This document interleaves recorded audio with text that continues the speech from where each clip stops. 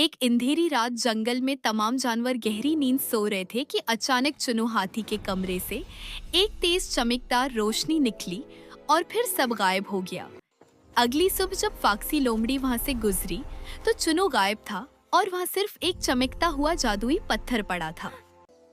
फाक्सी ने जैसे ही उस पत्थर को छुआ, जमीन के नीचे से एक अजीब सी आवाज आई। अगर चुनू को बचाना है तो सूरज डूबने से पहले काली पहाड़ी पर पहुंचो। लेकिन काली पहाड़ी का रास्ता खतरनाक और पुरासरार था। फाक्सी लोमड़ी ने फौरन जंगल के तमाम जानवरों को इकट्ठा किया और काली पहाड़ी की तरफ रवाना हो गए।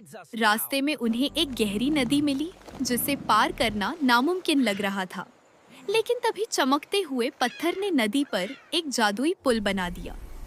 जैसे ही वो सब काली पहाड़ी के गार में पहुंचे, उन्होंने देखा कि चुनू हाथी वहां बंधा हुआ था और उसके सामने एक बड़ा सा जादुई तोता बैठा था।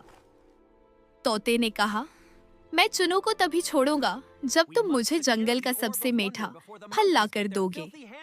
फाक्सी ने अपनी चालाकी का इस्तेमाल किया और पहाड़ी के पास ही लगे एक खास दरख्त से जादुई अमरूद तोड़कर तोते को दे दिया।